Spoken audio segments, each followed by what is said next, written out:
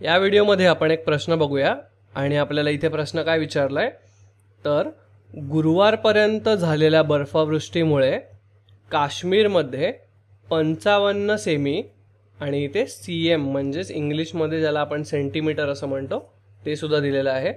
तर आपण याला अशा प्रकारे वाचतो की काश्मीरमध्ये 55 सेंटीमीटर बर्फाचा थर होता।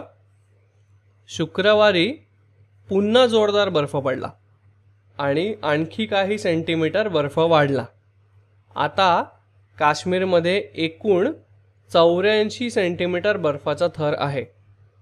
तर शुक्रवारी किती सेंटीमीटर बर्फ पडला असा आपल्याला हा प्रश्न विचारतोय। आणि तुम्ही इथे खाली बघू शकता की आपल्याला 55 सेंटीमीटर बर्फ हा इथपर्यंत दाखवलेला आहे। आपण या आकृतीमध्ये अशा प्रकारे त्याला रंगवून घेऊया। तर हा इथपर्यंत असलेला बर्फ हा किती आहे, हा आपल्याला दिलेला आहे 55 सेंटीमीटर। आणि त्यापुढे दिलेला आहे की शुक्रवारी बर्फ पडला आणि आणखी काही सेंटीमीटर बर्फ वाढला। आता तो आणखी काही सेंटीमीटर म्हणजे किती, तर इथे आपल्याला प्रश्नचिन्ह असं दिलेलं आहे। तर हे आणखी काही सेंटीमीटर आपल्याला या प्रश्नामध्ये काढायचं आहे। आणि हा गुरुवारपर्यंत पडलेला बर्फ आणि शुक्रवारी पडलेला बर्फ याची एकूण उंची किती आहे, तर एकूण उंची आहे 84 सेंटीमीटर। त्याला सुद्धा आपण इथे रंगवून घेऊया। तर ही एकूण उंची आहे अशा प्रकारे 84 सेंटीमीटर। म्हणून मी इथे मध्ये लिहून घेतलंय की ही 84 सेंटीमीटर इतकी अख्खी उंचीचा थर आहे। आणि आपल्याला काय काढायचं आहे, तर आपल्याला फक्त शुक्रवारी जो बर्फ पडलाय तो किती सेंटीमीटर पडला हे काढायचं आहे। म्हणजेच आपण याला अशा प्रकारे लिहू शकतो की 55 सेंटीमीटर अधिक हे प्रश्नचिन्ह बरोबर किती असेल, तर बरोबर म्हणजे एकूण 84 सेंटीमीटरचा थर म्हणजेच 55 अधिक प्रश्नचिन्ह बरोबर 84 इतकं आपल्याला दिलेलं आहे।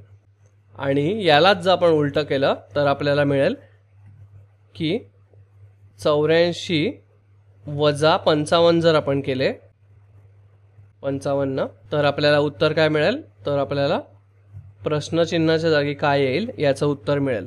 म्हणजेच आपल्याला 84 आणि 55 यामधला हा जो फरकाचा भाग आहे हा भाग आपल्याला प्रश्नचिन्ह म्हणजे शुक्रवारी किती सेंटीमीटर बर्फ पडला हे आपल्याला मिळेल।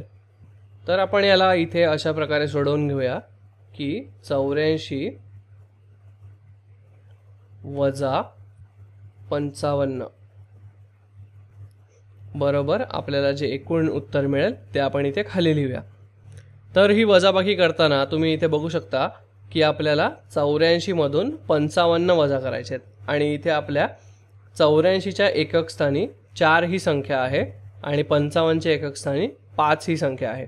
आता 4 मधून 5 हे डायरेक्ट वजा करणं हे काही शक्य नाही। त्याच्यामुळे आपण अशा वेळी काय करतो, तर अशा वेळी आपण दशक स्थानी जी संख्या असते त्याच्यामधून एक दशक काढून एकक स्थानच्या संख्येमध्ये बेरीज करतो। म्हणजेच इथे 8 हे जे दशक आहेत याच्यामधला एक दशक आपण इथे काढून घेऊया आणि राहतील किती, तर राहतील 7 दशक। आणि या 8 मधला एक दशक काढून घेतल्यानंतर तो आपण 4कडे देऊया। म्हणजेच इथे आपल्याला किती मिळतील, तर हे 4 न राहता आपल्याला 14 ही संख्या मिळेल। आपल्याला 14 ही संख्या का मिळाली, तर आपण 8 मधला एक दशक काढला म्हणजेच आपल्याकडे इथे 7 दशक राहिले आणि आपण त्याच्यातला एक दशक हा 4 पुढे लिहिला म्हणजेच आपल्याला 14 ही संख्या मिळाली। आता एक दशक म्हणजे किती, तर 10 आणि 10 अधिक 4 म्हणजे किती, तर 14 म्हणून आपण इथे 14 ही संख्या लिहिली। तर आपल्याला 14 मधून आता 5 वजा करणं सोपं आहे। तर या 14 मधून 5 वजा करताना आपण अशा प्रकारे करूया की 14 मधून 1 गेला तर राहतात 13, त्याच्यानंतर 14तून 2 गेले तर राहतील 12, त्यानंतर 3 गेले तर राहतील 11, त्यानंतर 14 मधून जर 4 गेले तर राहतील 10 आणि 14तून 5 गेले तर किती राहतील 9।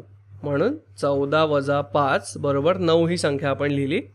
आणि हा जो दशक स्थानी 7 हा अंक राहिलेला आहे किंवा 7 ही संख्या राहिलेली आहे त्यामधून आपल्याला 5 वजा करायचे। तर 7 मधून 5 वजा केले तर राहिले 2 म्हणजेच आपल्याला इथे 29 हे उत्तर मिळालेलं आहे. आता हे 29 म्हणजे काय, तर 29 म्हणजे हा शुक्रवारी पडलेला जो बर्फ आहे हा म्हणजे 29 सेंटीमीटर इतका आपल्याला मिळाला.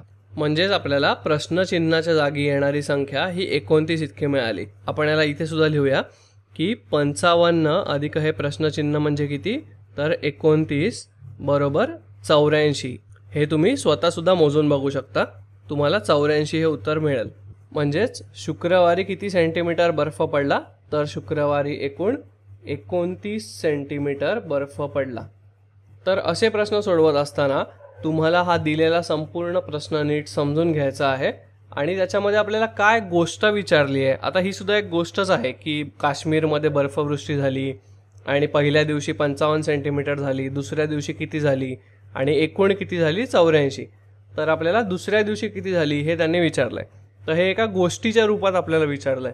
म्हणजेच असे प्रश्न सोडवताना आपल्याला या गोष्टीचा विचार करायचा आहे आणि अशा प्रकारे आकृती काढून किंवा तुमच्या मनामध्ये सोडवून तुम्ही हा प्रश्न सोप्या रीतीने सोडवू शकता.